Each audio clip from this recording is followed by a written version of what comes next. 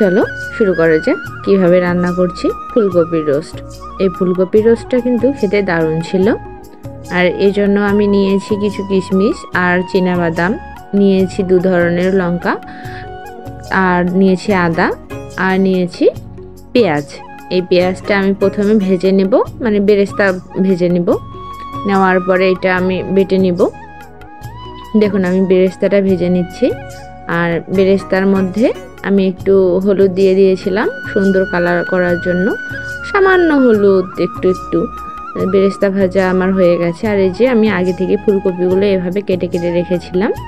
ফুলকপিগুলো আমি এখন তেলে ভেজে নেব।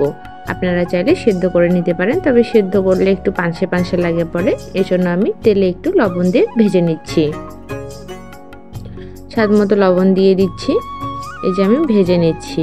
আর ফুলকপিগুলো আপনারা দেখে বুঝতে পারছেন আমি কিভাবে মানে কেটে নিয়েছি সাইজ করে, যাতে হচ্ছে ভেঙে না যায়। খুব ছোট না খুব বড় না, মাঝারি করে আমি সাইজ করে কেটে নিয়েছি।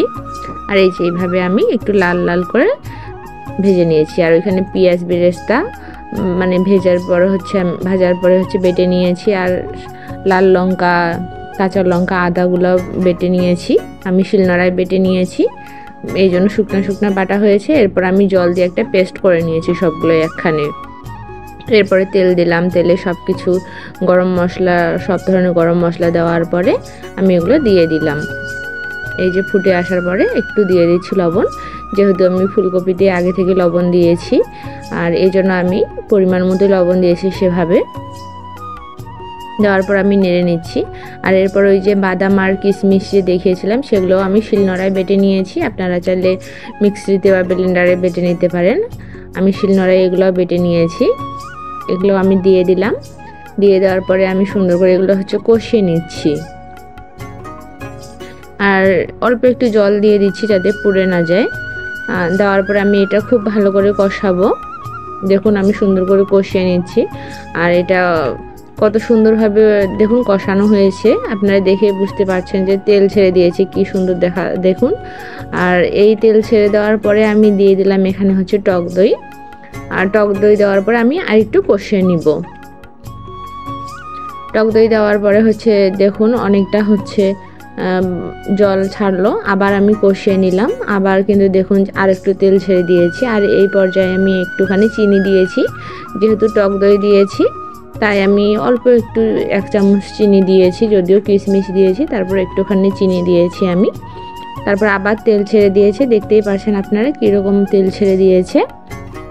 এরকম তেল ছেড়ে দিলে ভাববেন যে হয়ে গেছে মশলাটা কষানো।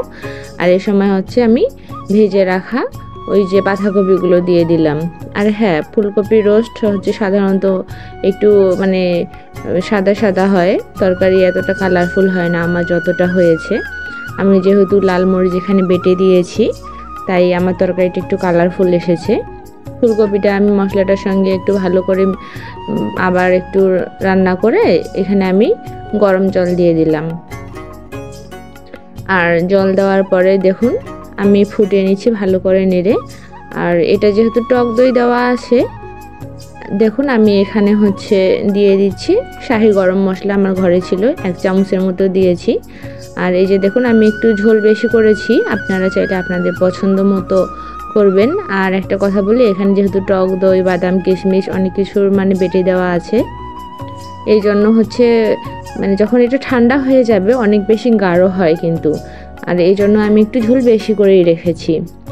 আর আমি দিয়ে দিলাম ধনে পাতাটা হচ্ছে অপশনাল, আপনারা না চাইলে নাও দিতে পারেন, কিন্তু আমার কাছে ভালো লাগে ধনে পাতার ফ্লেভার, এই জন্য আমি দিয়েছি।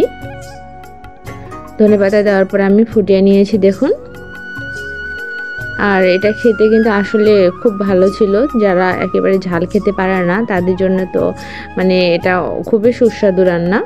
আর এখানে আমি বেড়ে নিয়েছি, উপর থেকে একটু বেরেস্তা ভাজা দিয়েছি।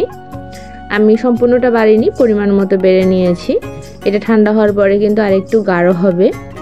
আমার রান্নাটা যদি ভালো লাগে তাহলে অবশ্যই চ্যানেলটি সাবস্ক্রাইব করবেন, লাইক, কমেন্ট, শেয়ার করে পাশেই থাকবেন।